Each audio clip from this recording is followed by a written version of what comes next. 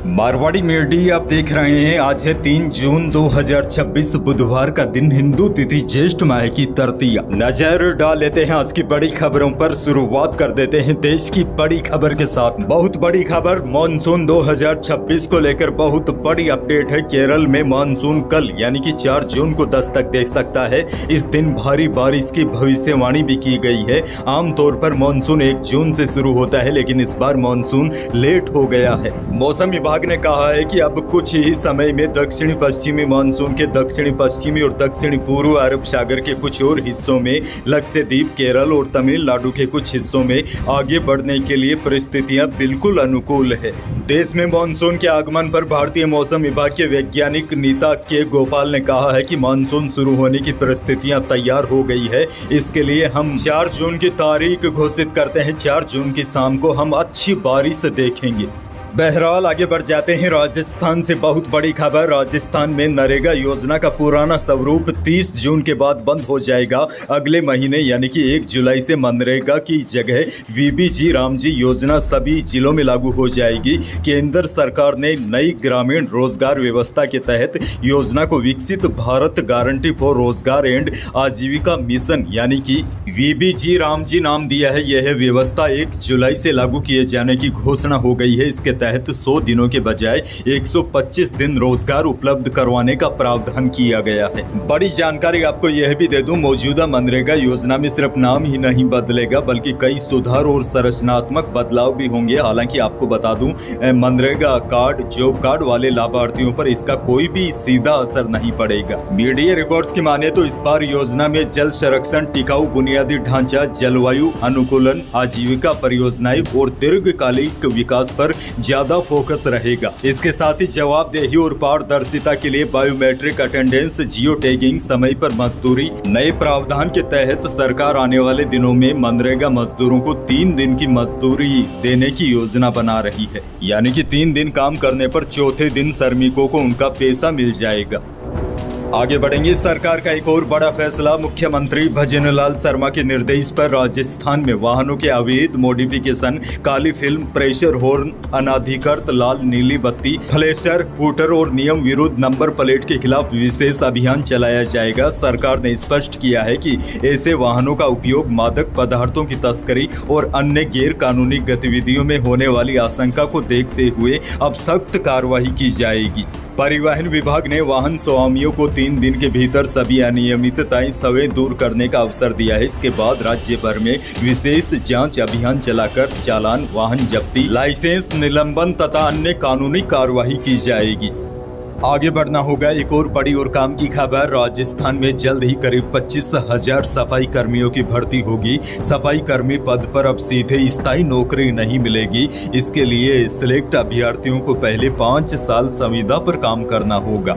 इस दौरान अच्छे प्रदर्शन और अनुशासन की समीक्षा के बाद ही उन्हें नियमित किया जाएगा। लंबे समय से विवादों में घिरी सफाई कर्मी भर्ती के लिए सरकार ने यह नया मॉडल तैयार किया है। स्वायत्त शासन विभाग राजस्थान संविदा भर्ती नियम 2022 के तहत सफाई कर्मियों की भर्ती करने की तैयारी में है। इसके लिए भर्ती विज्ञप्ति जल्द ही जारी हो सकती है। दरअसल पिछले 5 सालों में सफाई कर्मी भर्ती विवादों से घिरी रही। अनुभव प्रमाण पत्रों को लेकर विवाद, फर्जी डॉक्यूमेंट की शिकायतें और प्राथमिकता को लेकर उठे विवादों के कारण भर्ती प्रक्रिया को 2 बार रद्द करना पड़ा था। खैर, अगली बड़ी खबर की ओर बढ़ जाते हैं। बिहराणा धाम में संत समाज का आंदोलन लगातार जारी है। इसी बीच दादू धाम संघर्ष समिति ने एक पत्र जारी कर आंदोलन और सरकार के साथ हुई वार्ताओं की वास्तविक स्थिति स्पष्ट करने का प्रयास किया है। समिति का कहना है 26 मई 2026 को प्रशासनिक अधिकारियों के साथ हुई चर्चा में कई महत्वपूर्ण बिंदुओं पर सहमति बनी थी, लेकिन अगले ही दिन प्रशासनिक प्रतिनिधियों की ओर से उन विषयों पर कोई ठोस चर्चा नहीं हो पाई। अब संतों का कहना है जब तक सरकार की ओर से स्पष्ट और लिखित आश्वासन नहीं मिलता, तब तक उनकी चिंताएं बनी रहेगी और आंदोलन भी जारी रहेगा। आगे बढ़ेंगे। एक और बड़ी खबर, उप मुख्यमंत्री दिया कुमारी के नेतृत्व में सार्वजनिक निर्माण विभाग की ओर से प्रदेश के सड़क तंत्र को निरंतर सुदृढ़ किया जा रहा है। उप मुख्यमंत्री ने वर्ष 2026 और 27 की बजट घोषणा की क्रियान्वयन करते हुए प्रदेश में 79 ग्रामीण सड़क निर्माण कार्यों को सैद्धांतिक स्वीकृति प्रदान की है, जिसकी कुल अनुमानित लागत 68.30 करोड़ रुपए है। सार्वजनिक निर्माण विभाग द्वारा जारी इन स्वीकृतियों के तहत 5 विधानसभा क्षेत्रों में कुल 151.75 किलोमीटर लंबाई की सड़क के निर्माण एवं विकास कार्य किए जाएंगे। जोधपुर से बड़ी खबर, राष्ट्रीय लोकतांत्रिक पार्टी के कार्यकर्ताओं ने महंगाई, बेरोजगारी और बढ़ते पेट्रोल डीजल के दामों के खिलाफ जिला कलेक्ट्रेट पर जोरदार प्रदर्शन किया।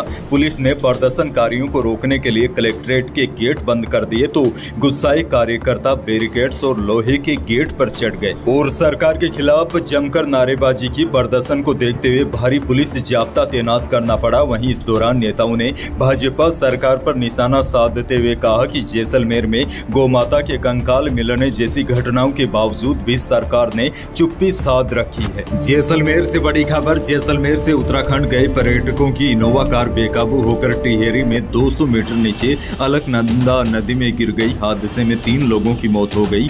एक बच्चे की हालत गंभीर है, उसे श्रीनगर बेस हॉस्पिटल पहुंचाया गया है। हादसा मंगलवार सुबह देवप्रयाग के साक निधार स्थित गंगा दर्शन होटल के पास हुआ। हादसे में जैसलमेर के 3 लोगों की मौत हो गई, जबकि एक व्यक्ति अभी लापता है।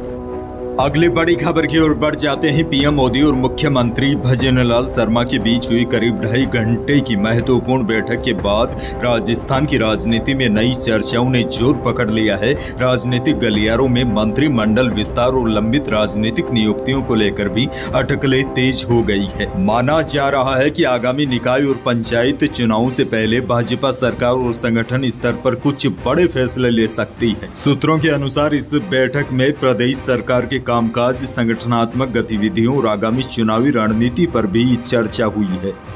अगली बड़ी खबर की ओर बढ़ जाते हैं। दिवाली बढ़ने से जयपुर सराफा बाजार में मंगलवार को चांदी 2700 रुपए की छलांग लगाकर 2,73,000 रुपए प्रति किलो पहुंच गई। वहीं शुद्ध सोना भी मामूली 100 रुपए तेज होकर 1,59,800 रुपए प्रति 10 ग्राम रहा। बाजार सूत्रों के अनुसार जेवराती सोना यथावत रहा।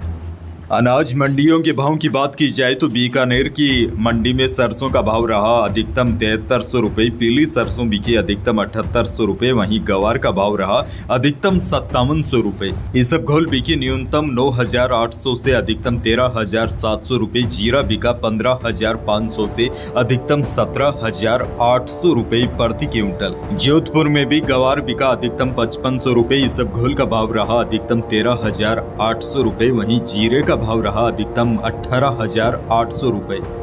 मौसम की बात करेंगे, लेकिन उससे पहले बड़ी खबर देखिए। विराट कोहली आईपीएल जीतने के बाद प्रेमानंद जी महाराज से मिलने पहुंचे। पत्नी अनुष्का के साथ वृंदावन आश्रम में दोनों नंगे पैर चलते नजर आए।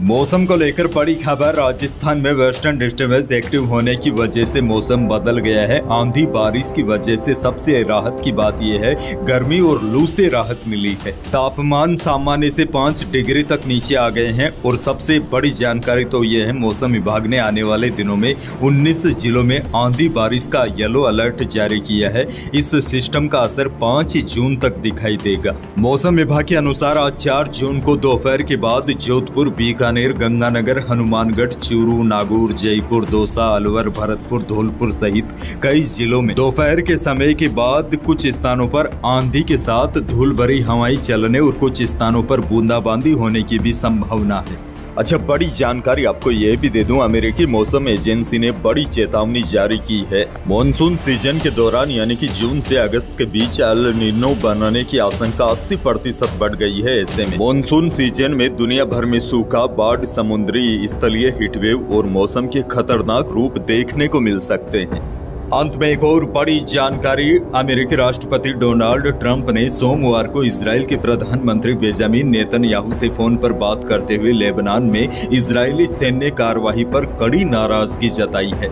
एक्सियोस की रिपोर्ट के मुताबिक ट्रंप ने गुस्से में नेतन्याहू को पागल तक कह दिया और उन पर एहसान न मानने का आरोप लगाया। रिपोर्ट के अनुसार लेबनान पर हमले के बाद ईरान ने सोमवार को अमेरिका को चेतावनी दी थी कि अगर इजरायली कार्रवाई होती रहती है तो अमेरिका के साथ बातचीत नहीं होगी और होर्मुज स्ट्रेट को भी बंद किया जा सकता है। इसी से नाराज होकर डोनाल्ड ट्रंप ने नेतन्याहू को फोन किया था। पिछले कुछ दिनों से अमेरिका, इजराइल और ईरान के बीच तनाव फिर से बढ़ गया। यही थी आज की बड़ी और महत्वपूर्ण खबरें। वीडियो को लाइक करना बिल्कुल न भूलिए। चैनल पर नए हैं तो सब्सक्राइब जरूर कीजिए ताकि आप अपडेट रहे बड़ी और काम की खबरों से।